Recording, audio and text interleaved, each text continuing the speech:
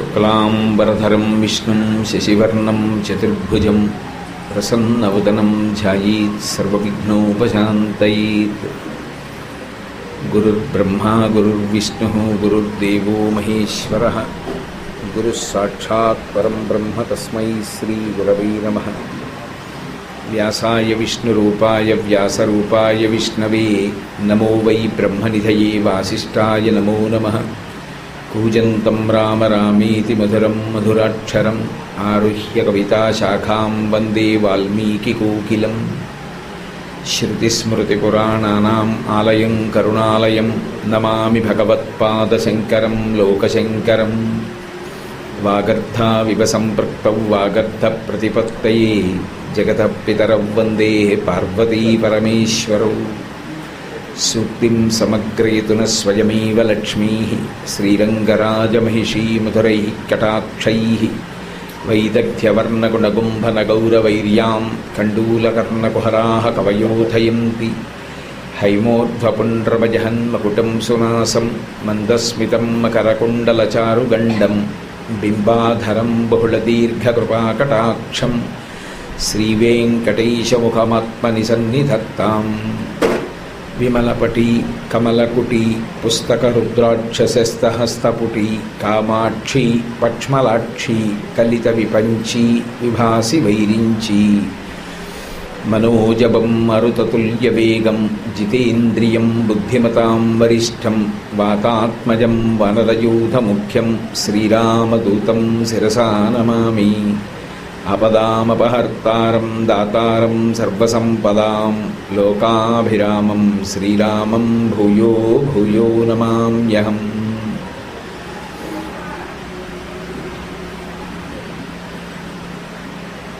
కలియుగంలో ధర్మం ఒక్క పాదం మీద మాత్రమే నడుస్తుంది. ఒక్క పాదం మీదే ధర్మం నడవడానికి ప్రధానమైనటువంటి కారణం అది కలియుగం కావడమే. కలిపురుషుని యొక్క ఉద్ధతి చేత మనుష్యుల యొక్క మనస్సు పాపజీవనం వైపుకి మొగ్గినంతగా శాస్త్రం ఎలా చెప్పిందో అలా ప్రవర్తించడానికి కానీ, ధార్మికమైనటువంటి జీవనాన్ని అనుష్ఠించడానికి కానీ తగినంత అధ్యవసాయంతో ఉండదు. కానీ మిగిలిన యుగాలకి కలియుగానికి ప్రధానమైన వ్యత్యాసం ఎక్కడొచ్చింది అంటే, ఆ రాక్షసుల యొక్క ఉపాధి చేత వాళ్ళు గుర్తింపబడుతూ ఉండేవారు. కలియుగం దగ్గరికి వచ్చేటప్పటికీ రాక్షసులకు ఉపాధి లేదు. రాక్షసులకు నివాస స్థానంగా బ్రహ్మగారు ఏ ప్రదేశాన్ని నిర్ణయించాడు అంటే మనుష్యుల యొక్క మనస్సుని. మనుష్యుల యొక్క మనసులోనే స్థావరాన్ని కల్పించుకొని ఉంటారు. ద్వాపర యుగాంతంలో కృష్ణ పరమాత్మ ప్రతిజ్ఞ చేశాడు, ఎప్పుడెప్పుడు ధర్మమునకు హాని కలుగుతుందో అప్పుడప్పుడు నేను అవతార స్వీకారం చేసి మళ్ళీ ధర్మ సంస్థాపన చేస్తాను. అధర్మం పెచ్చుమీరిపోయినప్పుడు అధర్మానికి ఊతంగా నిలబడినటువంటి వారిని సంహారం చేస్తాను అని. కానీ కలియుగం దగ్గరికి వచ్చేటప్పటికి ఒక గొప్ప పరిమితి ఏర్పడింది. రాక్షసుల యొక్క నివాస స్థానం చూస్తే మనుష్యుల యొక్క మనస్సు. మనుష్యులందరూ కూడా కలిపురుషుని యొక్క ఉద్ధతి చేత పాపజీవనం వైపుకి అనురక్తి పొంది ఉంటారు. పాపజీవనము అంటే శాస్త్రవిరుద్ధమైనటువంటి ప్రవర్తన, ఇంద్రియ లాలసకి లొంగిపోయి ఉండడం. అటువంటి సందర్భంలో ఎంతమంది కుత్తుకలు కత్తిరించడం సాధ్యమవుతుంది? ఏదో ద్వాపర యుగంలో, త్రేతాయుగంలో, కృతయుగంలో రాక్షస సంహారం చేసినట్టుగా చాలామంది మనుష్యులు శాస్త్రవిహితమైనటువంటి కర్మాచరణము కలిగి లేరు కనుక వీరందరినీ నేను సంహారం చేసేస్తాను అని విష్ణువు అవతార స్వీకారం చేస్తే అసలు కలియుగంలో ఎంతమంది మిగులుతారు ఇంకా? అందుకే ఆ విష్ణు ప్రతిజ్ఞని పూర్ణ చేయడానికి విష్ణువు కన్నా భిన్నం కానటువంటి పరమశివుడే ఆచార్య రూపాన్ని ధరించి భూమి మీదకు వచ్చాడు. ఆయన భూమి మీదకు వచ్చి మనుష్యుల మనస్సులలో ఉండేటటువంటి కలిమి తరిమి కొట్టడానికి విశేషమైనటువంటి ప్రయత్నం చేశాడు. అందులో విజయం సాధించి కృతకృత్యుడయ్యాడు. కలిపురుషుణ్ణి మనసులలోంచి తొలగించాలి, శాస్త్ర ప్రమాణం వైపుకి మనసు నిలబడేటట్టు చెయ్యాలి అంటే అసలు ఏది ప్రమాణము అనేటటువంటి దాన్ని నిర్ణయించి ఆ ప్రమాణం వైపుకి మనుష్యుల యొక్క మనసులో అనురక్తమయ్యేటట్టు చెయ్యాలి. ఏది ప్రమాణం? వేదం ప్రమాణం. కానీ ఆ రోజులలో అవైదికమైనటువంటి 72 వాదనలు ప్రబలి ఉన్నాయి. ఆ వాదనలన్నింటినీ కూడా తన వాదనతో గెలవాలి. గెలిచి సువ్యవస్థితమైనటువంటి ఆ సనాతన ధర్మము ఏది ఉన్నదో దాని యొక్క ప్రమాణమైనటువంటి వేదాన్ని మళ్ళీ నిలబెట్టి సనాతన ధర్మం 4 చెరగుల ఏ విధమైన అయోమయావస్థ లేకుండా అందరూ పాటించడానికి యోగ్యమైన రీతిలో తీసుకురావాలి. అందుకే సన్యాసాశ్రమ స్వీకారం చేస్తే దేశం 4 చెరగుల పాదచారి తాను పర్యటించడానికి అవకాశం కలుగుతుందని, అవైదికమైనటువంటి వాదనలను ఖండించడానికి అవకాశం తీసుకోవచ్చని, తద్వారా సనాతన ధర్మము యొక్క ప్రమాణమైనటువంటి వేదాన్ని పునః స్థాపించవచ్చని, వేదాంతర్గతమైనటువంటి అద్వైత సిద్ధాంతాన్ని ప్రచారం చెయ్యడానికి కైలాస శంకరుడు కాలడి శంకరుడిగా అవతరించాడు. అవతరించి మళ్ళీ యజ్ఞభూమి అయినటువంటి భారతదేశంలో అవైదికమైన వాదనలు ప్రవేశించకుండా రక్ష చెయ్యాలి. యజ్ఞశాలకి ఎలా అయితే 4 ద్వారములు ఉండి 4 వేదములు ఆమ్నాయం చేయబడుతుంటాయో అలా ఈ భారతదేశమంతా ఒక యజ్ఞభూమి కనుక దీనికి 4 వైపులా 4 ద్వారములు ఉండాలి. అందుకే తూర్పున జగన్నాథులో గోవర్ధన పీఠము, పడమర ద్వారకలో కాళికాపీఠము, ఉత్తరమున బదరికాశ్రమములో జ్యోతిపీఠము, దక్షిణమున శృంగగిరిలో శారదాపీఠము 4 పీఠములు నెలకొల్పి తన 4 శిష్యులకి ఇచ్చి 4 వేదములు ఆమ్నాయం జరిగేటట్టుగా నియమాన్ని విధించి తన యొక్క సంకల్ప బలం చేత బ్రహ్మచర్యంలోనే జ్ఞాన వైరాగ్యములను పొంది సన్యాసాశ్రమ స్వీకారం చేసి పీఠాధిపత్యం వహించి చంద్రమౌళీశ్వరారాధన చేసి ధర్మ నిర్ణయం చేసి భక్తి జ్ఞాన వైరాగ్యములను లోకమునందు ప్రబోధం చెయ్యగలిగినటువంటి సమర్థులైనటువంటి వాళ్ళు అవిచ్ఛిన్నంగా పరంపరగా ఆ గురుపీఠాలని అలంకరించడం కోసం జన్మ పొందేటట్టుగా సంకల్పం చేశారు. ఆ శంకర భగవత్పాదుల యొక్క సంకల్ప బలం చేత ఇప్పటికీ పీఠాలకన్నిటికీ కూడా అటువంటి ప్రాజ్ఞులైనటువంటి వారు, కారణజన్ములైనటువంటి వారు, పుట్టుకతోనే అటువంటి జ్ఞాన వైరాగ్యములు కలిగినటువంటి వారు, గురుభక్తి తత్పరులు జన్మిస్తూ వస్తున్నారు. 4 పీఠములను స్థాపించినటువంటి శంకర భగవత్పాదులు మోక్షపురి అయినటువంటి కాంచీపురంలో కామాక్షి పరదేవతని ఆరాధన చేస్తూ కామకోటి పీఠాన్ని ఏర్పాటు చేసి దానికి తానే ప్రప్రథమ పీఠాధిపతిగా ఆ పీఠాన్ని నిర్వహిస్తూ వచ్చారు. ఆ పీఠంలో పరంపరగా తర్వాత ఎందరో మహాపురుషులు వచ్చి అధివసించారు. ఇందులో ఒక పీఠాన్ని అధివసించడము అనేటటువంటిది అంత తేలికైనటువంటి విషయం కాదు. ఎందుచేత అంటే చక్రవర్తికి ఎంత కష్టం ఉంటుందో, చక్రవర్తి పరిపాలన చేసేటప్పుడు ఎన్ని సాధక బాధకాలు ఎదుర్కొంటాడో పీఠాధిపత్యం కూడా అంత క్లీశభూయిష్టంగా ఉంటుంది. ఇంకా చక్రవర్తికి సర్వకాలములయందు రక్షించడానికి అంగరక్షకులు, సలహా ఇవ్వడానికి మంత్రులు, తన పనుపున యుద్ధం చేయడానికి సైన్యము ఇవన్నీ ఉంటాయి. కానీ సన్యసించి పీఠాధిపత్యంలో ఉండేటటువంటి పీఠాధిపతి ఇక వేరొకరి మీద ఆధారపడే అవకాశం ఉండదు. ఎప్పుడూ బ్రహ్మమునందు రమిస్తూ యోగరతోవా భోగరతోవా సంగరతోవా సంగవిహీన యస్యద్ బ్రహ్మణి రమతే చిత్తం నందతి నందతి నందత్యేవ. బ్రహ్మమునందు రమిస్తూ యోగం ఉండనివ్వండి, యోగము లేకపోనివ్వండి, భోగం ఉండనివ్వండి, భోగము లేకపోనివ్వండి, అన్నిటి మధ్య తాను మాత్రం అంతర్ముఖత్వాన్ని పొంది ఏకాకిగా ఉంటారు. అది ఎంత విచిత్రంగా ఉంటుంది అంటే ఒక పీఠాధిపతి యొక్క కనుసన్నలలో ఎన్నో ఏనుగులు నడుస్తూ ఉంటాయి. ఆ పీఠాధిపతి వెడుతున్నారు అంటే ఆయనకి గొప్ప పరివారం వెడుతుంది. ఏనుగులు వెడతాయి, గుర్రాలు వెడతాయి, ఆవులు వెడతాయి, ఎద్దులు వెడతాయి, ఒంటెలు వెడతాయి, మేళతాళాలు వెడతాయి, దానికి ప్రత్యేకమైనటువంటి వాద్య బృందాలు వెడతాయి. తనతో పాటు ఋత్విక్కులు నడుస్తారు, బ్రాహ్మణులు నడుస్తారు, పూర్ణకుంభం పెట్టి స్వాగతం పలుకుతారు, ఊరూరా తోరణాలు కడతారు, జెండాలు ఎత్తుతారు, చక్రవర్తులు కూడా ఎదురుతారు, స్వాగతం పలుకుతారు. ఇన్ని ఉన్న పీఠాధిపతి మాత్రం వీటితోటి సంగము లేనివాడు. తామరాకు మీద నీటి బుట్ట ఎలా ఉంటుందో అలా వేటితోటి సంగము లేకుండా తనలో తాను ఎప్పుడూ బ్రహ్మముతో రమిస్తూ ఉండగలిగినటువంటి స్వభావం ఉన్నవాడై ఉండాలి. అందుచేతనే చక్రములతో నడిచేటటువంటి ప్రయాణ సాధనాన్ని కూడా ఎక్కరు. అలా ఎక్కితే జీవహింస జరుగుతుంది కనుక కేవలం శిష్యులు మోసేటటువంటి పల్లకీలో కానీ పాదచారి కానీ నడిచి వెడుతూ ఉంటారు. అంటే ఉండడానికి ఇన్ని ఏనుగులు ఉంటాయి, ఇన్ని గుర్రాలు ఉంటాయి, ఇన్ని రథాలు ఉంటాయి, ఇన్ని ఒంటెలు ఉంటాయి, కానీ పీఠాధిపతి ఎక్కడానికి ఏదీ ఉండవు. పీఠ పరివారం వీటన్నింటినీ అధిరోహించి వెడుతుంటారు. పీఠాధిపతి మాత్రం తానొక్కరే నడిచి వెళ్ళిపోతూ ఉంటారు, లేదా శిష్యులు వహించినటువంటి పల్లకిలో వెడుతూ ఉంటారు. నిరంతరమైన సంఘం దేనితో అంటే ఒక్క బ్రహ్మముతోటే. ఎవరో దాతలు ఆ పీఠానికి పూర్వపీఠాధిపతుల కాలంలో దానాలు చేసిన ఉంటాయి.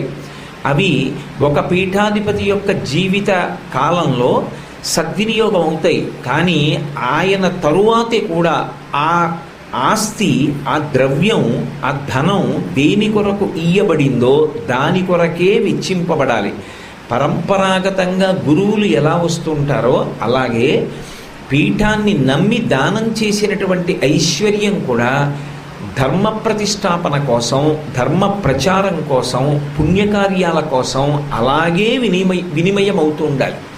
అయినప్పుడు ఒక్కొక్క పీఠానికి ఉండేటటువంటి ఆస్తులు అసలు ఊహించడానికి వీలు లేనంత స్థాయిలో ఉండవచ్చు.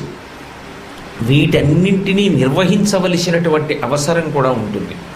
ఇన్నిటినీ నిర్వహించేటటువంటి వ్యక్తి అన్నప్పుడు ఇంత ఆస్తి ఉంది, ఇన్ని భవనాలున్నాయి, ఇన్ని పాఠశాలలున్నాయి, ఇంతమంది విద్యార్థులు ఉన్నారు, ఇంతమందికి భోజన సదుపాయం సమకూర్చాలి, ఇంతమందికి విద్యాభ్యాసం జరగాలి, ఇన్ని వేద పాఠశాలలు పెట్టాలి, ఇన్ని కార్యక్రమాలు చెయ్యాలి, ఇంతమంది బ్రాహ్మణుల్ని సత్కరించాలి, సింహతలాటాలు వెయ్యాలి, ఇన్ని యజ్ఞయాగాది క్రతువులు జరగాలి, ఇన్ని మనసులో ఉంటాయి. ఇన్ని ప్రణాళికలు జరుగుతూ ఉంటాయి. ఇన్ని ప్రణాళికలు జరిగిపోతున్నా ఆయన మాత్రం దేనితో సంగం పొందకుండా ఒక కాషాయ వస్త్రం కట్టుకుని ఉండగలగాలి. అదేమైనా అంత తేలికైన విషయమా? ఒక్క పీఠాధిపతి కావాలి అంటే ఒక పిల్లవాడు కారణజన్ముడైనటువంటి వాడు తనంత తానుగా గురువుగారి పాదములను ఆశ్రయిస్తే ఆయనలో ఉన్నటువంటి భక్తి జ్ఞాన వైరాగ్యములను గుర్తించినటువంటి పీఠాధిపతి అయినటువంటి గురువు ఆ పిల్లవాడిని దగ్గరికి తీసి ఉపనయన సంస్కారం తర్వాత వేదాధ్యయనం చేయించి వేదార్థాన్ని, శాస్త్రాలు, తర్కము, మీమాంస, కావ్యములు, పురాణములు ఇటువంటి వాటన్నిటినీ కూడా నేర్పించి తదనంతరము విశేషమైనటువంటి తపస్సు చేయించి పిల్లవాడి యందు లౌకికమైనటువంటి అనురక్తి పూర్తిగా నశించిపోయేటట్టుగా చేసి అదే సమయమునందు బాహ్యంలో పీఠ పరిపాలన చెయ్యగలిగినటువంటి సమర్థత అంకురింపచేసి పీఠాన్ని తాను ఎలా నిర్వహిస్తున్నాడు అన్న విషయాన్ని తన యొక్క శిష్యుడికి అర్థమయ్యేటట్టుగా చాలా కాలం పక్కన ఉంచుకుని శిక్షణనిచ్చి అప్పుడు పట్టాభిషేకం జరిగి ఒక చక్రవర్తి రాజ్య పరిపాలన ఎలా చేస్తాడో అలా పీఠాధిపతి కూడా పీఠ పరిపాలకుడై సనాతన ధర్మాన్ని నిలబెట్టి నిరంతర పర్యటనలు చేస్తూ ఎప్పుడూ ధర్మ ప్రచారమే చేస్తూ తాను అంతర్ముఖత్వాన్ని పొంది గొప్ప తపస్సుతో ఈ దేశ కీర్తి ప్రతిష్టలను నిలబెట్టినటువంటి మహాపురుషులై జీవించారు.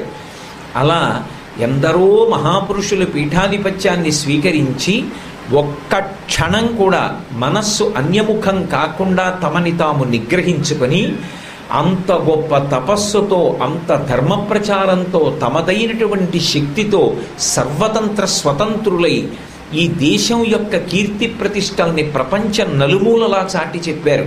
సర్వతంత్ర స్వతంత్ర అన్న మాటకు అర్థం ఏమిటంటే వారికి ఏదైనా అవసరం ఏర్పడితే నేను ఈ కార్యం చెయ్యాలి అని వారు సంకల్పం చేశారనుకోండి, ఆ సంకల్పం చేసినప్పుడు దానికి కావలసినటువంటి ఉపకరణముల కోసం ఇక వేరొకరి దగ్గరికి వెళ్ళి అడగరు.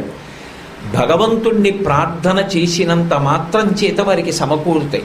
ఒక్కసారి వారు ఏ పీఠాది దేవతని నమ్మారో ఆ పరదేవతని మనసులో ఒక్కసారి స్మరించి నమస్కరించినంత మాత్రం చేత ఉత్తర క్షణంలో పీఠాది దేవత పలుకుతుంది. పలికి వారి మనసులో ఏ సంకల్పం చేశారో ఆ సంకల్పం అన్ని విధాలా పరిపూర్ణమవడానికి కావలసినటువంటి సమస్త సంభారములను ఆమెయే సమకూరుస్తుంది. తప్ప వారు వేరొకరి దగ్గరికి వెళ్ళి యాచించవలసిన అవసరం ఉండదు. అందుకే పీఠాధిపత్యంలో ఉండేటటువంటి పూజలలో ఒక విశేషమైన పూజ ఆత్మ పూజ. తనని తాను పూజించుకోవడం.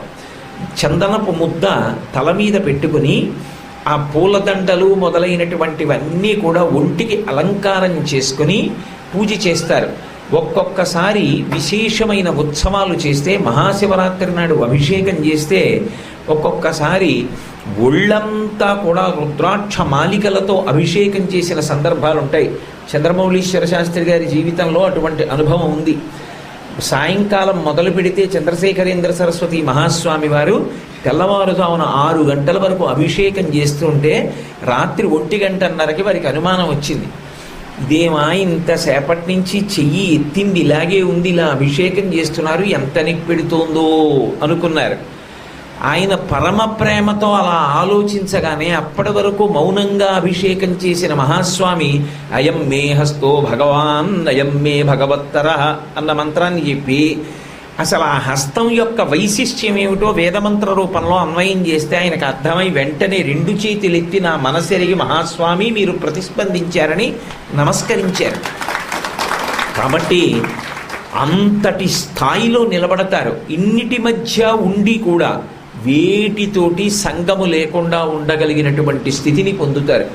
యథార్థమునకు ఈ దేశానికి ఇంత గౌరవం ఎందుకు వచ్చింది అంటే, ఈ దేశానికి గౌరవం ఐశ్వర్యం వల్ల కాదు, ఈ దేశానికి గౌరవం భవనాల వల్ల కాదు, ఈ దేశానికి గౌరవం బాహ్యమైనటువంటి సంపత్తి చేత కాదు.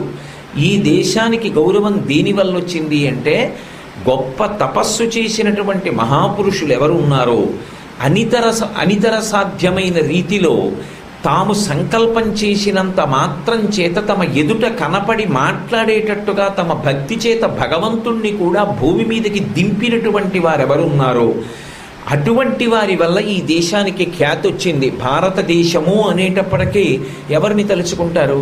ఒక రామకృష్ణ పరమహంసను తలుచుకుంటారు, ఒక వివేకానందుడిని తలుచుకుంటారు, ఒక విద్యారణ్య స్వామిని తలుచుకుంటారు, ఒక చంద్రశేఖర భారతీ స్వామిని తలుచుకుంటారు, ఒక చంద్రశేఖరేంద్ర సరస్వతి మహాస్వామి వారిని తలుచుకుంటారు.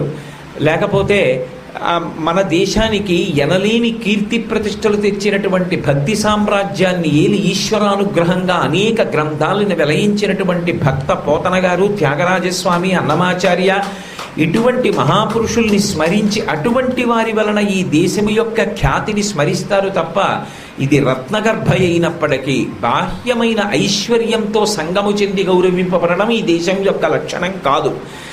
ఎన్ని ఉన్నా ఉంచుకున్నవాడు కాదు ఇక్కడ తరించినవాడు. త్యాగేనైకే అమృతత్వ మానసు. తనకున్నదాన్ని త్యాగం చేసిన వాడెవరో, దానం చేసిన వాడెవరో, సామాజిక ప్రయోజనానికి వెచ్చించిన వాడెవరో వాడు అమృతత్వాన్ని పొందుతాడు. అంతేకాని ఇక్కడ ఈశ్వరుడిచ్చిన దానిని ఇక్కడ తన భోగముల కొరకు ఉపయోగించుకున్నవాడెవడో వాడు తరించినవాడు కాడు. వాడు తన యొక్క పుణ్యాన్ని క్షయం చేసుకున్నవాడు అవుతాడు. అందుకే ఈ దేశము యొక్క ప్రతిష్టంతా దేని వలన అంటే అంతటి మహాపురుషులు జన్మించినటువంటి కారణం చేత వచ్చింది. ఇందులో కొందరు కారణజన్ములై ఉంటారు. వారి చరిత్ర కూడా ఏం సామాన్యమైంది కాదు.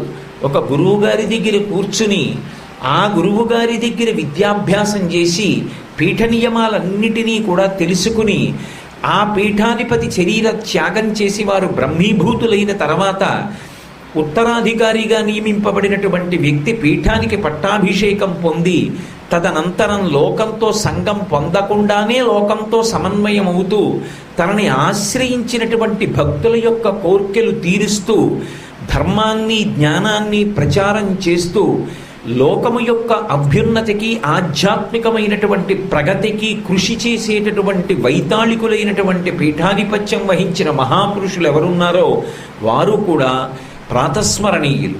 కానీ అందులో కొంతమంది జీవితాలు బహు ఆశ్చర్యజనకంగా ఉంటాయి. అసలు మనం ఊహ చెయ్యడానికి కూడా అవకాశం ఉండదు. అటువంటి ఆశ్చర్యకరమైనటువంటి జీవితాలను పొంది పరమాద్భుతమైనటువంటి రీతిలో ఈ దేశ ప్రతిష్టని నిలబెట్టి రాశీభూతమైనటువంటి ధర్మమై ప్రవర్తించినటువంటి మహాపురుషులు ఉన్నారు. త్రేతాయుగంలో రామచంద్రమూర్తి ఎవరు అని అడిగితే వశిష్ఠుడు చెప్పడం కాదు, వాల్మీకి చెప్పడం కాదు, సీతమ్మ చెప్పడం కాదు, పరమశివుడు చెప్పడం కాదు, బద్ధవైరి ఒక రాక్షసుడు చెప్పాడు. రామో విగ్రహవాన్ ధర్మ అని. రాశీభూతమైనటువంటి ధర్మమే రామచంద్రమూర్తి అని చెప్పాడు. అలాగే సన్యాసాశ్రమ ధర్మాన్ని 100కి 100 పాళ్ళు ఎక్కడా కించిత్ వైక్లభ్యం లేకుండా చిట్ట చివరి ఊపిరి వరకు అనుష్ఠించినటువంటి మహాపురుషులు, జీవన్ముక్తులు, బ్రహ్మీభూతులైన తరువాత విదేహమోక్షాన్ని పొందినటువంటి వారు, అపర శంకర భగవత్పాదులు అని కీర్తింపబడినటువంటి వారు, ఇప్పటికీ ఆయనని భక్తితో నమ్మి స్మరించిన వారిని నిరంతరం కాపాడేటటువంటి ప్రజ్ఞాధురీణులు, అపర పరమశివావతారులైనటువంటి చంద్రశేఖరేంద్ర సరస్వతీ స్వామి వారి యొక్క జీవితం పరమాద్భుతమైనటువంటిది. వారి జీవితాన్ని స్మరించడం, వారి యొక్క జీవితంలో ఉండేటటువంటి గొప్ప గొప్ప ఘట్టాల్ని ఒక్కసారి సింహావలోకనం చెయ్యడం అన్నది దేని కొరకు అంటే మనకి కూడా ధర్మమునందు పూనిక కలగడం కొరకు, మనకి కూడా ఆయన ఆశీర్వచనంతో ధృతిని నిలబెట్టుకునుట కొరకు. ధృతి అంటే పట్టుదల, ధృతి అంటే విశ్వాసము. దేని యందు?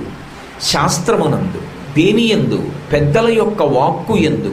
అటువంటి వారి జీవితాల్ని పరిశీలించడం వల్ల వచ్చేటటువంటి ప్రధానమైన ప్రయోజనం ఏమి అంటే మనం కూడా వాళ్ళు నమ్మి ఎలా బ్రతికారో మనం కూడా అలా బ్రతకగలిగినటువంటి స్థితిని పొందాలి అంటే అటువంటి మహాత్ముల యొక్క జీవితాల్ని ఒక్కసారి పరిశీలనం చేసుకోవాలి.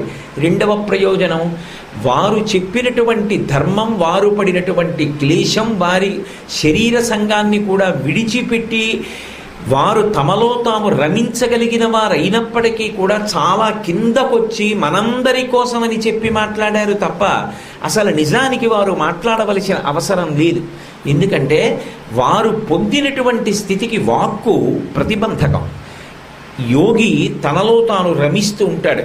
తనలో తాను రమించేటప్పుడు ఇక బహిర్ముఖుడు అవడు అన్న మాటకు అర్థం ఏమిటంటే వాక్కు ఉండదు.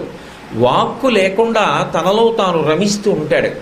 అలా రమించేటటువంటి స్థితి ఏది ఉన్నదో అదే అసలు ఒక వ్యక్తి చేరుకోవలసినటువంటి చరమస్థితి.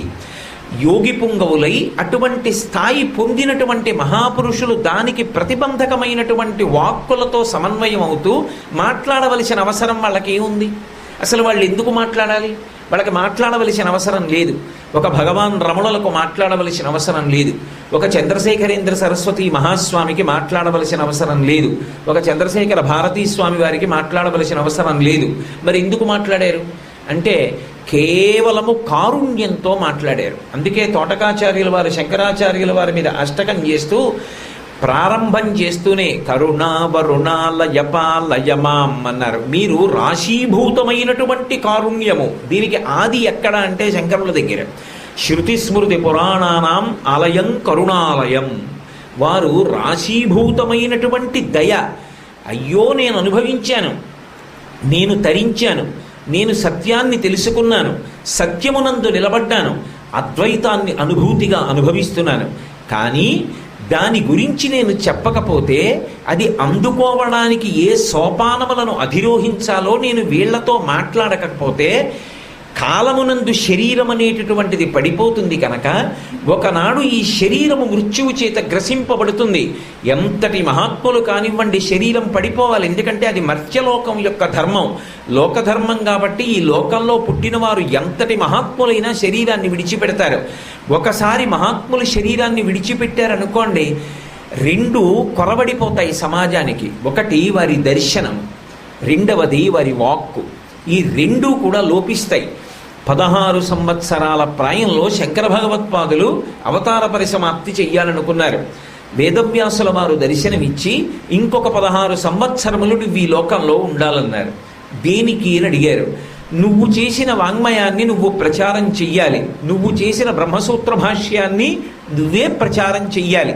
2, నువ్వు లోకానికంతటికీ దర్శనాన్ని అనుగ్రహించాలి. నీ దర్శనం చేత పునీతమైపోతుంది లోకం. త్రివేణి సంగమానికి వెళ్ళి స్నానం చేయాలి. ఆ త్రివేణి సంగమం మన కళ్ళ ఎదుటికి నడిచొస్తే తలతో మునక వెయ్యవలసిన అవసరం లేకుండా కేవల దర్శన మాత్రం చేత త్రివేణీ సంగమ స్నాన ఫలితాన్ని పొందాలి అంటే మహాపురుష దర్శనమే దానికి మార్గమని శివమహాపురాణంలో వ్యాసుడి వాక్కు. అయినప్పుడు శంకర భగవత్పాదులు దేశమంతటా పర్యటించి అందరికీ దర్శనం ఇవ్వకపోతే ఎలా తరిస్తుంది లోకం?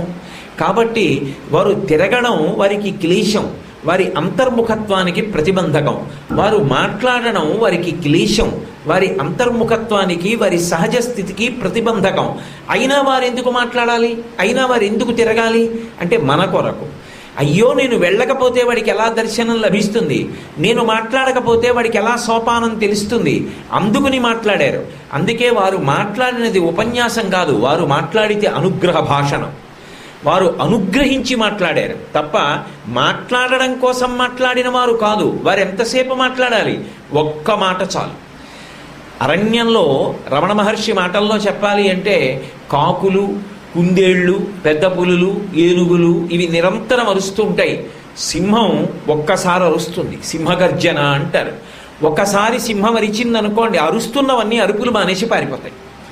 ఒక్కసారి సింహం అరిస్తే అరణ్యంలో ఉన్న మిగిలిన జంతువులన్నీ అరుపులు మానేసి పారిపోయినట్లు జగద్గురువులైనటువంటి మహాపురుషులు ఒక్కసారి నోరు విప్పి ఒక్క మాట మాట్లాడారనుకోండి, మనలో కొన్ని కోట్ల జన్మలుగా తరువుకొస్తున్నటువంటి అవిద్య అంతా నశించి పారిపోతుంది. వారు మాట్లాడక్కర్లేదు. వారు ఒక్కసారి అలా చూశారనుకోండి చాలు. వారి వీక్షణం చాలు, వారి భాషణం చాలు, వారి స్పర్శ చాలు, వారి సేవనం చాలు, వారి స్మరణం చాలు, వారు చూపిన మార్గం చాలు. వారి జీవిత చరిత్రని ఒక్కసారి చదువుకోవడం మనకి కూడా అటువంటి ధృతి కలగడానికి కారణమై ఉంటుంది. కాబట్టి వారు రాశీభూతమైనటువంటి కారుణ్యమై ఉంటారు. గురువు అంటేనే కరుణ. ఇక జగద్గురువైనటువంటి వ్యక్తి ఎంత స్థాయిలో కారుణ్యాన్ని పొంది ఉంటారు.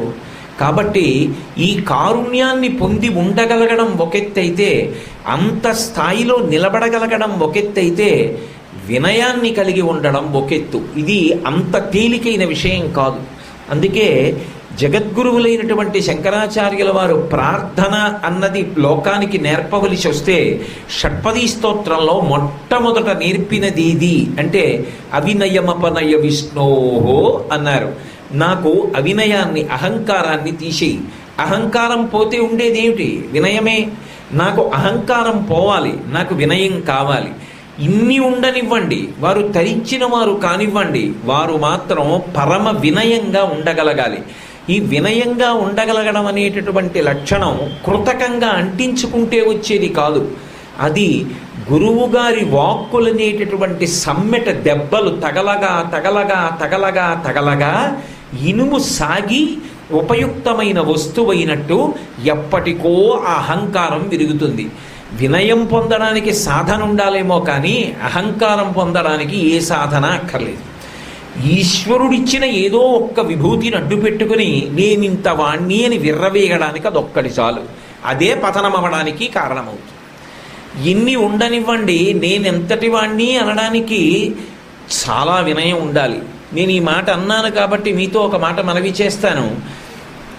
ఎవరి పేరు చెప్పినంత మాత్రం చేత యావత్ దేశము లేచి నిలబడి నమస్కారం చేసేదో ఆ స్థాయిని చేరుకున్నటువంటి చంద్రశేఖరేంద్ర సరస్వతి స్వామి వారిని ఒకప్పుడు ఒక మాట అడిగారు. మిమ్మల్ని జగద్గురువు అని పిలుస్తారు కదా, మీరు జగత్తుకంతటికీ గురువు కదా అని ఏదో చెప్పబోతున్నాడు యువతల వ్యక్తి. ఆగు అన్నారు. జగత్తుకంతటికీ గురువు కాదు, జగత్తు గురువుగా కలిగిన వాణ్ణి నేను. సమస్త జగత్తు నాకు గురువు. నేను నిరంతరం అడుగు తీసి అడుగు వేస్తే దత్తాత్రేయ స్వామి వారు 24 మంది గురువులను పొంది ఎలా బుద్ధిని సంస్కరించుకున్నారో అలా నేను ఈ జగత్తునంతటినీ గురువుగా స్వీకరించిన వాడిని. జగత్తుకి గురువుని కాను, జగత్తు యొక్క గురువు కాను. షష్ఠీ తత్పురుష సమాసం కాదు, జగత్తు గురువుగా కలవాడను బహువ్రీహి సమాసం అని ఆయన చక్కదిద్దారు. నిజానికి ఆయన జగత్తుకి గురువు, కానీ జగత్తు గురువుగా కలవాడను. ఎంత వినయం! ఆ మాట అనడం మాటలా అంత తేలిక విషయం కాదు. గత జన్మలలో ఎన్ని కోట్ల జన్మలలో చేసిన సాధనో ఫలిస్తే అంత వినయాన్ని పొందగలిగితే అదిగో అంతటి మహాజ్ఞాని అయ్యుండి తన సంకల్ప బలం చేత దేన్నైనా సాధించగలిగినటువంటి ప్రజ్ఞాధురీనుడై నిరంతరము ధర్మముతో సమన్వయమవుతూ పీఠాధిపత్యంలో ఉన్న అంత వినయంతో ప్రవర్తించగలిగినటువంటి లక్షణం ఏర్పడుతుంది. చంద్రశేఖరేంద్ర సరస్వతి స్వామివారి జీవితం చాలా చాలా ఆశ్చర్యకరమైనటువంటి జీవితం. భారతదేశంలో వేళ్ల మీద లెక్క పెట్టడానికి యోగ్యమైనటువంటి మహాపురుషులలో ఒకరు చంద్రశేఖరేంద్ర సరస్వతి స్వామివారు. కంచి కామకోటి పీఠానికి 68వ పీఠాధిపతి. అవిచ్ఛిన్నంగా 87 సంవత్సరములు పీఠాధిపత్యం చేశారు. ఒక సన్యాసికి వేరొక సన్యాసి ఎదురు పెడితే ఎవరు ఎవరికి నమస్కరించాలి? ఎందుచేత అంటే నమస్కారానికి మళ్ళీ ఒక ప్రత్యేకమైనటువంటి విశేషం ఉంది. ఒక గృహస్థు ఉన్నాడు అనుకోండి, ఆయన సన్యాసికి నమస్కరిస్తాడు. బ్రహ్మచారి సన్యాసికి నమస్కరిస్తాడు. వానప్రస్థు సన్యాసికి నమస్కరిస్తాడు. సన్యాసి ఎంత చదువుకున్నాడు అన్న దాంతో నిమిత్తం లేదు. కాషాయ దండమాత్రేణ యతి పూజ్యో న సంశయ. కాషాయ వస్త్రం కట్టుకుని సత్యదండాన్ని పట్టుకున్నంత మాత్రం చేత యతి పూజ్యుడు, ఆయన్ని నమస్కరించాలి అని శాస్త్రం చెప్తోంది. అందరూ సన్యాసికి నమస్కరిస్తారు. సన్యాసి ఏ సన్యాసికి నమస్కరించాలి? ఇద్దరు సన్యాసులు ఎదురుపడ్డారనుకోండి, ఎవరెవరికి నమస్కరించాలి?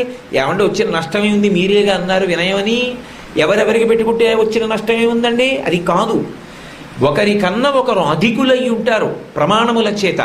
అధికులైన వాడికి అంత తేజస్సు లేనివాడు నమస్కరించకపోయినా, వారు వచ్చినప్పుడు వీడు లేవకపోయినా వీడి ప్రాణములు వాటి స్థానముల నుంచి పైకి లేస్తాయి. అందువల్ల తేజస్సు క్షయం అవుతుంది. కాబట్టి నమస్కరించాలి. తనకన్నా తేజోమూర్తి అని గుర్తెరిగినప్పుడు వయస్సుతో సంబంధం లేదు, నమస్కారం చెయ్యవలసిందే. కాబట్టి ఇద్దరు సన్యాసులు కలుసుకున్నారనుకోండి, అప్పుడు ఎవరెవరికి నమస్కారం చేయాలి? దానికి ఒక ప్రమాణం ఉండాలి కదా. అంటే ఎవరు ఎక్కువ చాతుర్మాస్యాలు చేశారో, చాతుర్మాస్యం వ్రతం సన్యాసులకు, ఎవరు ఎక్కువ చాతుర్మాస్య వ్రతాలు చేశారో వారికి మిగిలిన వారు నమస్కరించాలి. చంద్రశేఖరేంద్ర సరస్వతి స్వామివారు కంచి కామకోటి పీఠాధిపత్యంలో ఉండగా 13వ ఏట సన్నిధించి చాతుర్మాస్యాలు మొదలు పెడితే 100 సంవత్సరములు చేశారు. అంటే 87 సంవత్సరములు చాతుర్మాస్యాలు చేశారు. అంటే వారు నమస్కరించవలసినటువంటి వారు ఈ భూమండలం మీద లేరు. ఎవరైనా ఈ భూమండలం మీద నమస్కరించవలసి వస్తే ఒక్క చంద్రశేఖరేంద్ర సరస్వతి మహాస్వామికే. ఆయన నమస్కరించవలసిన వాడు ఇక లేరు. అప్పుడు ఏమనాలి? చూశారా నేను ఏ స్థాయికి వెళ్ళానో అనాలి. ఆయన ఏమన్నారో తెలుసా? ఇది చాలా అపురూపమైన విషయం కదా అన్నారు. ఒకసారి ఆయన దగ్గరికి వెళ్ళి ఆయన అన్నారు, అవును, నిక్కచ్చిగా అపురూపం. ఎందుకో తెలుసా? నేను కలియుగంలో పుట్టడం నా అదృష్టం, త్రేతాయుగంలో పుట్టకపోవడం నాకు గొప్ప వైభోగం అన్నారు. అదేమిటి? మేమంటున్నదొకటి, మీరంటున్నదొకటి, ఏమిటి మీకు పట్టిన అదృష్టం కలియుగంలో అంటే? ఆయన అన్నారు, త్రేతాయుగంలో రామచంద్రమూర్తి ఉన్నాడు. రామచంద్రమూర్తి నరుడిగా భూమి మీద నడయాడాడు. 16 గుణములతో శోభించాడు. కూర్మస్మిన్ సాంప్రదం లోకే గుణవాన్ కశ్చ వీర్యవాన్ ధర్మజ్ఞశ్చ కృతజ్ఞశ్చ సత్యవాక్యో దృఢవ్రతః చారిత్రేణ చ కోయుక్తః సర్వభూతేషు కోహితః విద్వాన్ కః కస్సమర్థశ్చ కశ్చైక ప్రియదర్శనః ఆత్మవాన్ కో జితక్రోధో ద్యుతిమాన్ కో ననసూయకః కస్య బిభ్యతి దేవాశ్చ జాతరోషస్య సంయుగే.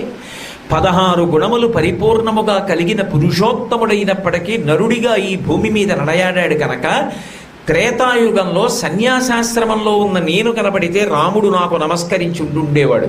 నేను రాముడికి నమస్కరించలేకపోయేవాడిని. కలియుగంలో పుట్టాను కాబట్టి 87 చాతుర్మాస్యాలు చేసినా రాముడికి నమస్కరించుకుంటున్నానన్నాడు. ఏమి చెప్పాలి ఆయన వినయం? అది చంద్రశేఖరేంద్ర సరస్వతి మహాస్వామి వారంటే.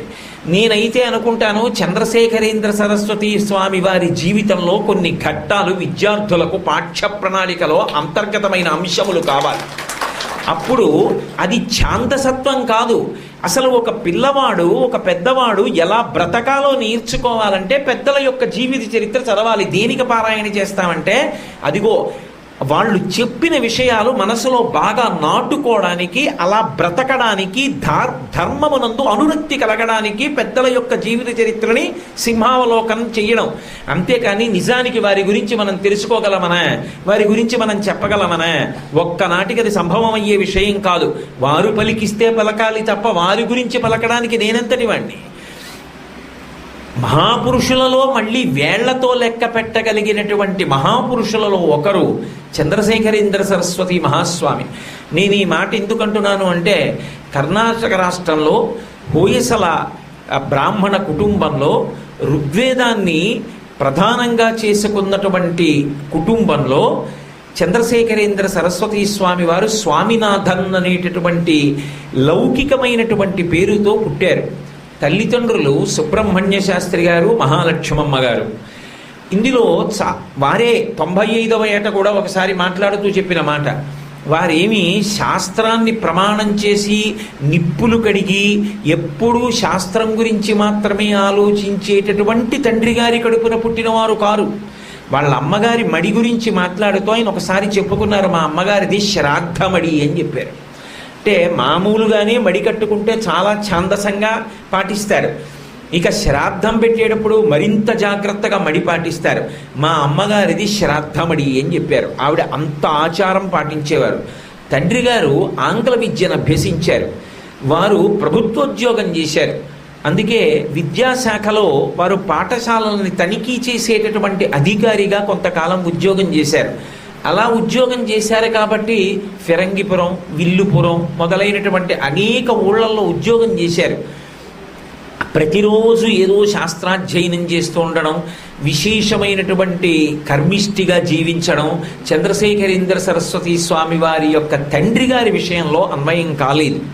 కానీ వారు చాలా భక్తితత్పరులు, పీఠముల యందు అపారమైనటువంటి గౌరవం కలిగిన వారు.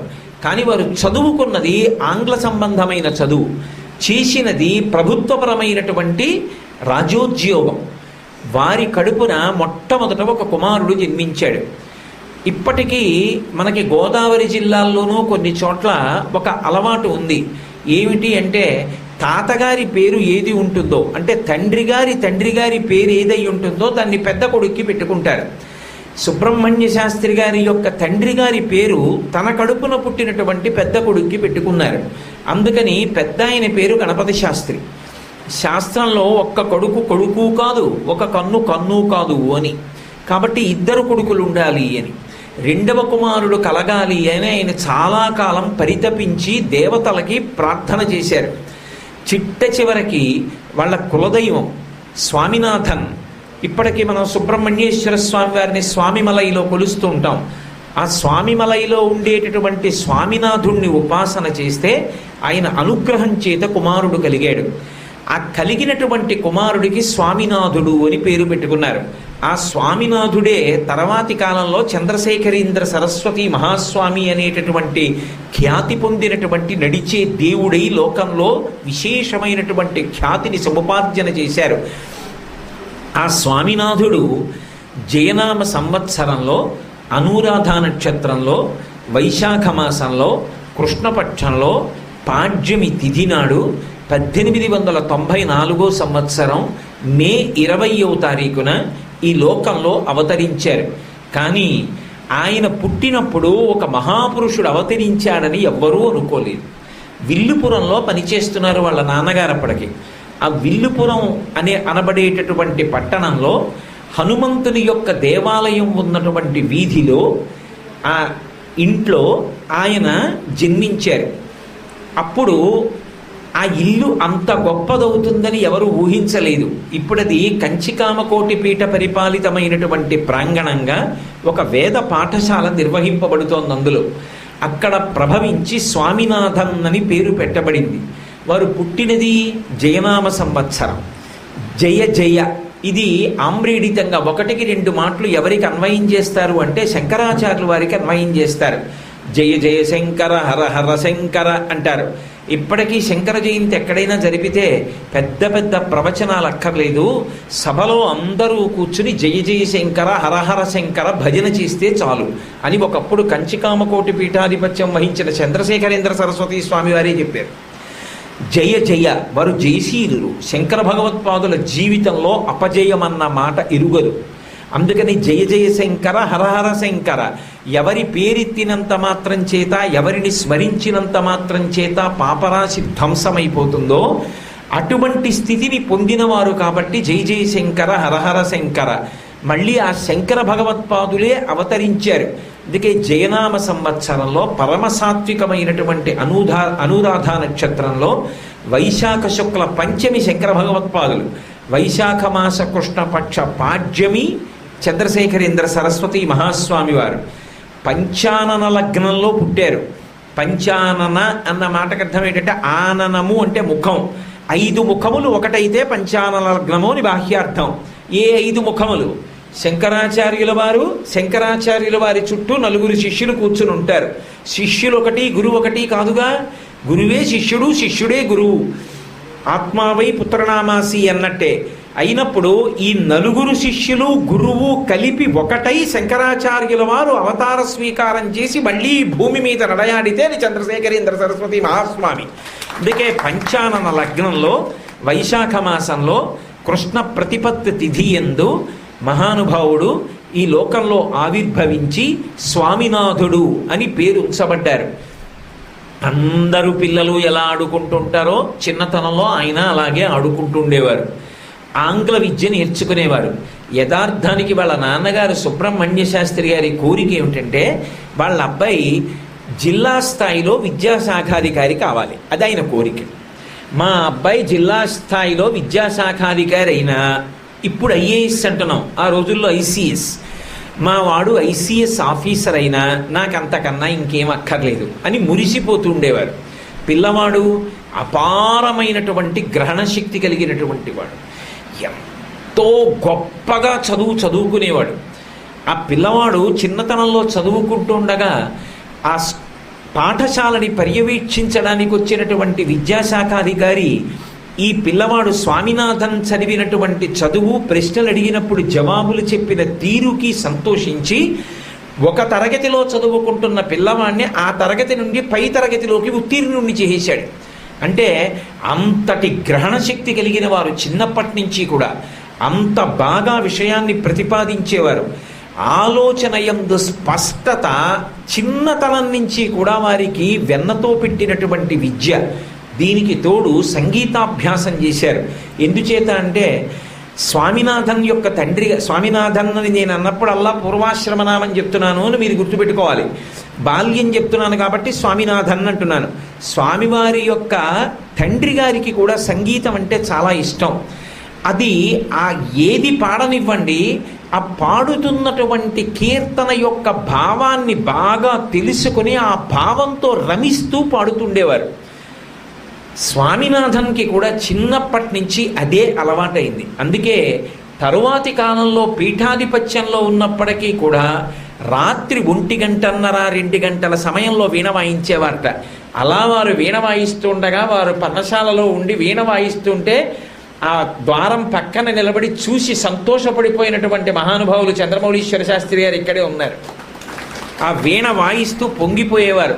చిన్న వీణ పట్టుకుని కామాక్షి పరదేవత పూజ అంతా పూర్తి చేశాక ఆ వీణ మీటుతూ చిన్న వీణని నాదోపాసన చేస్తుండేవారేమండి. ఆ నాదోపాసన చేస్తూ పరవశించిపోతూ ఉండేవారు. సుగుణాభిరాముడు చిన్నతనంలోనే ఎన్ని గుణములో, నిజంగా పువ్వుకి తావి అబ్బినట్టు అబ్బాయి. కానీ పిల్లవాడు చదువుకుంటున్నది ఒక క్రైస్తవ పాఠశాలలో చదువుకుంటుండేవారు. చిన్నతనంలో నాటకం వేసినప్పుడు కూడా ప్రిన్స్ ఆర్థర్ అనబడేటటువంటి పాత్ర ఒకటి నాటకంలో పోషించారు. ఇంగ్లీష్ చాలా బాగా చదివేవారు. సాయంకాలం అయ్యేటప్పటికీ ఆయనకి క్రికెట్ ఆట అంటే అంత ఇష్టం ఉండేది కాదు. అలాగే ఆ రోజులలో క్రికెట్ కాకపోతే ఫుట్బాల్ ఆడాలి. ఫుట్బాల్ ఆడడానికి ఆయన శరీర దారుఢ్యం సరిపోయేది కాదు. ఆయనకి పరమసున్నితంగా ఉండేటటువంటి చిన్న బంతి పట్టుకొని బ్యాడ్మింటన్ ఆడడం అంటే చాలా ఇష్టం. సూర్యాస్తమయం వరకు ఆడేవారు. అప్పటి నుంచి ఎంత నియమం అంటే ఆ రోజులలో విల్లుపురంలో ఉన్నటువంటి గృహస్థులందరూ కూడా బయటికి వచ్చి గృహాల యొక్క ఉపరిభాగాన్ని చూస్తూ ఏట్లో స్నానం చేసి కూర్చుని సంధ్యావందనం చేసేవారు. వీళ్ళు స్కూల్ నుంచి వెళ్ళి ఆడుకుంటున్నారుగా, అందుకని వాళ్ళందరూ సంధ్యావందనం చేసుకోవడానికి వచ్చే సమయానికి పాఠశాలలో చదువుకున్న బట్టలు విప్పి పక్కన పారేసి గోచి పెట్టుకుని ఏట్లో దిగి స్నానం చేసి పెద్దవాళ్ళ దగ్గర విభూతి తీసుకుని పెట్టుకుని అక్కడే కూర్చుని సంధ్యావందనం చేసి ఇంకా వెళుతుంటే ఆడుకునేవారు, లేకుంటే ఇంటికి వెళ్ళిపోయేవారు. కానీ చదువంతా కూడా ఆంగ్ల మాధ్యమంలో జరిగింది. ఆంగ్లాన్ని ప్రధానం చేసుకుని చదివారు. అలా చదువుకుంటున్నటువంటి రోజుల్లోనే చిత్ర విచిత్రమైనటువంటి సంఘటనలు కొన్ని జరిగాయి. ఏదో ఆయన చిన్నతనంలో మాట్లాడుతుంటే పంచవన్నెల చిలుక అంటారు చూడండి, ఆ చిలక పలికితే ఎలా ఉంటుందో అంత అందంగా ఉండేవిట మాటలు. ఆవిడికి తరువాత 5 కుమారులు కలిగారు మహాలక్ష్మమ్మ గారికి. 5 కుమారుల్లో ఈ పిల్లవాడిని మాత్రం గిమి గిమి అని పిలిచేవారు. కన్నడ భాషలో గిమి అంటే పంచవన్నెల చిలుక అని అర్థం. గిని గిని అని పిలుచుకుంటూ ఉండేవారు.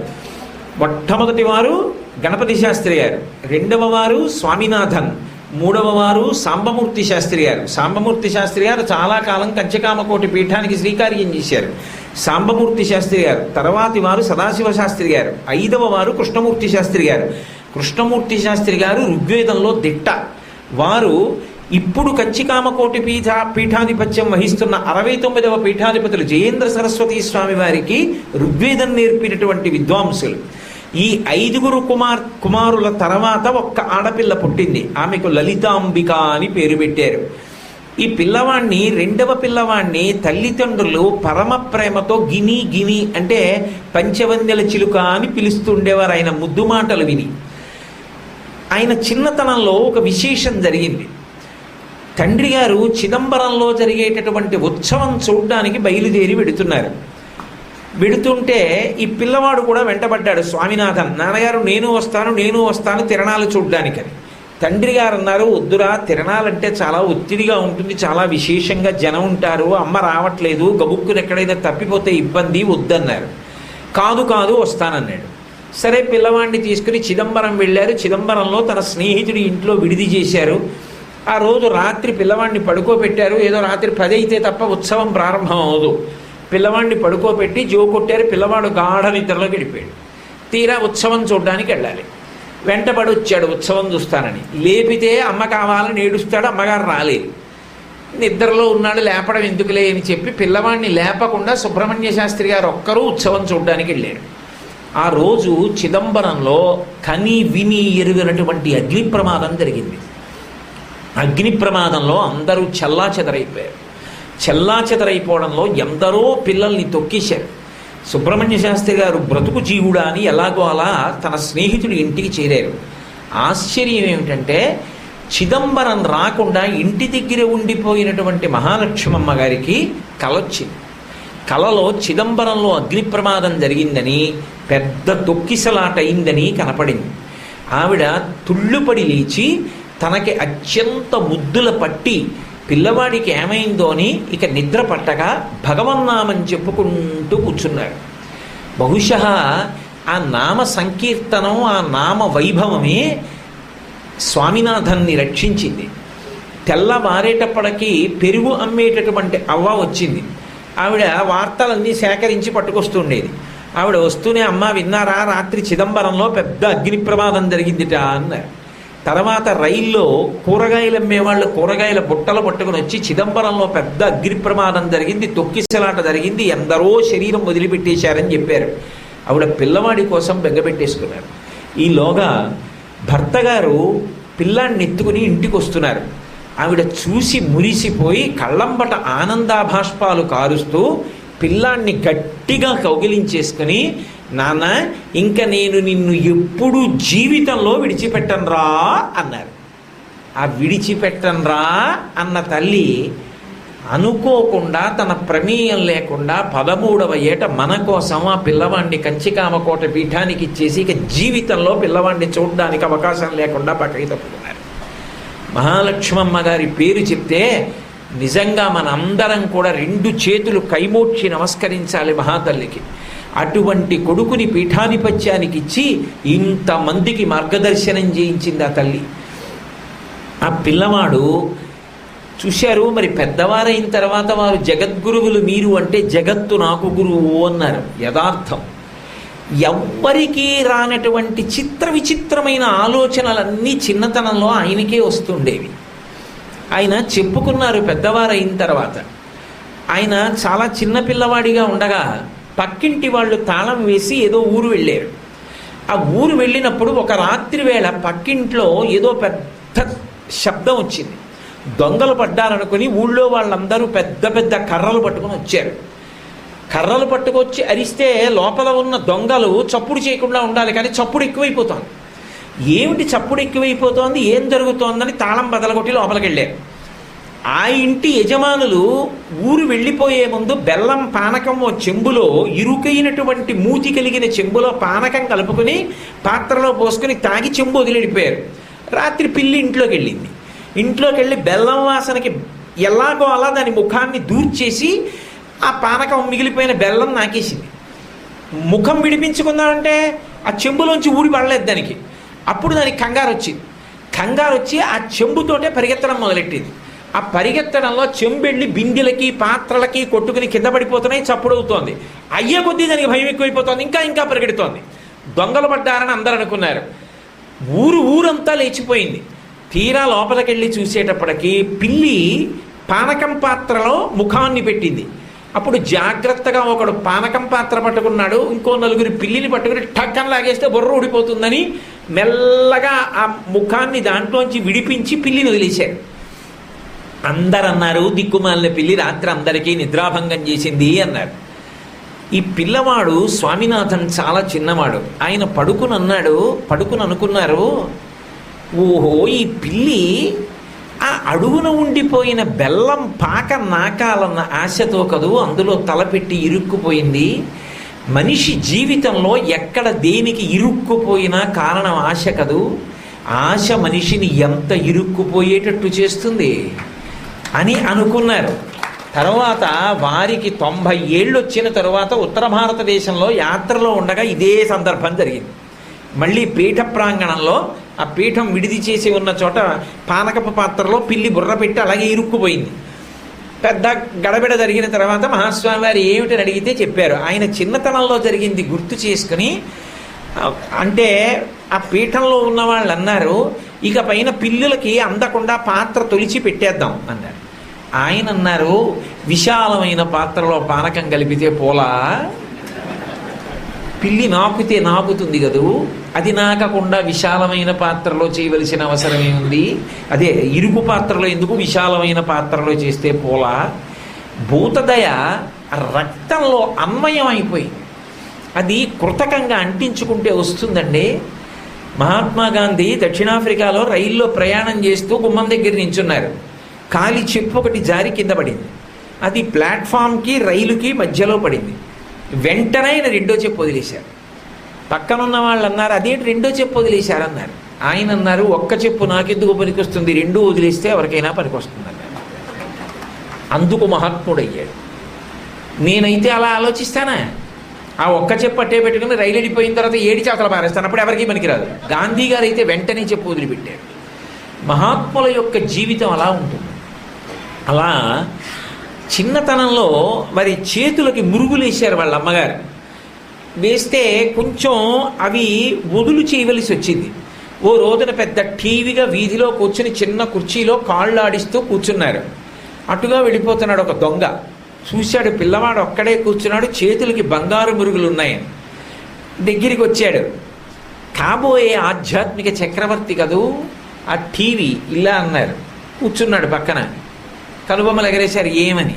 వాడు ఎంతో మర్యాదగా, మహాప్రభో మీ చేతులకి ఈ బంగారు మురుగులు ఇరుకుగా ఉన్నాయి, వీటిని వదులు చేసి సాయంకాలానికి పట్టరానా అన్నాడు. ఓ అలాగే పట్టుకెళ్ళి, నీ పేరేమిటన్నారు. అంటే వాడంత తెలివైన వాడు వాడన్నాడు, నా పేరు పొన్నుస్వామి అన్నాడు. తమిళంలో పొన్ను అంటే బంగారం.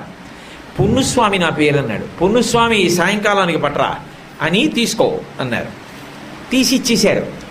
ఆ చేతులకి ఆ మురుగులు లేకుండా ఇంట్లోకి వెళ్ళి అమ్మ దగ్గరికి, అమ్మ మురుగులకు వచ్చే ఇరుగ్గా ఉన్నాయి కదా, వదులు చేయమని పొన్నుస్వామికి ఇచ్చానన్నారు. పొన్నుస్వామి ఎవడరా, నువ్వివ్వడం ఏమిట్రా అంటే, బెగ్గ పెట్టుకోకమ్మా సాయంకాలం వదులు చేసి పట్టుకొస్తాడన్నారు. వాడు వదిలి చేసి పట్టాడరా, పట్టుకుపోయాడు వాడని చెప్పి ఆ పొన్నుస్వామి కోసం పరిగెత్తారు. ఇంకెక్కడ పొన్నుస్వామి లేడు. ఏ మహాస్వామి చిన్నతనంలో పున్నుస్వామి అన్నవాడికి తన చేతులకు ఉన్నటువంటి బొంగురులు ఇచ్చేశారో అదే మహాస్వామి తర్వాతి కాలంలో ఎంత బంగారమో సింహతలాటాలు కంకణాలు చేయించి ఎంతమంది వేద పండితుల చేతులకి ఇచ్చారో, తన చేతులకున్నది తీసి ఇవ్వడంతో మొదలుపెట్టిన జీవితం తర్వాత ఎంతమంది శాస్త్రం చదువుకున్నటువంటి విద్వాంసులకు ఎన్ని రకాల సత్కారాలు చేశారు. ఇక్కడ లేరు వెంకటప్పయ్య గారు, ఆయనకి యజ్ఞ భాగమన్నా అగ్నిహోత్రమన్నా ఎంతో ఇష్టం. ఆయనకి ఒక రోజున లోపలికెళ్ళి మరీ తీసుకొచ్చి సృక్కు స్రవం బహూకరించారు ఆయన చేతులతోటి. మహానుభావుడు ఎంతమందిని ఎన్ని రకాలుగా ఆదరించారు. కాబట్టి పున్నుస్వామి అన్నవాడు చెప్పినటువంటి మాటలకి చిన్నతనంలో మోసపోయాను. పని తొందరగా అయిపోతుంది అనుకున్నాను, వాడెవరో గ్రహించలేదు, వదులు చేసి తెస్తానంటే ఇచ్చేశాను అని ఒక మాట అన్నారు. ఇంత వయసు వచ్చినా ఇప్పటికీ పని సులువుగా అయిపోతుందని ఇతరులను నమ్మి మోసపోవడం అనే బలహీనత పోలేదు అన్నారు. నిజానికి ఆయనని మోసగిస్తే మోసగించిన వాడా జన్మల పాటు పతనమైపోయేది. ఆయన మోసం చెయ్యడం, మాట తప్పడం, పిల్లాడు కదా అని దోషం చెయ్యడం ఎంత ప్రమాదానికి ఎడుతుందో చెప్పకుండా చెప్పేవారు. చిన్నతనంలో ఇన్ని విశేషాలు.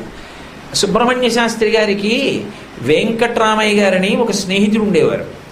ఈ పిల్లవాడు బాగా చదువుకునేవాడు, కానీ ఈ పిల్లవాడికి ఒక చిన్న అలవాటు ఉండేది.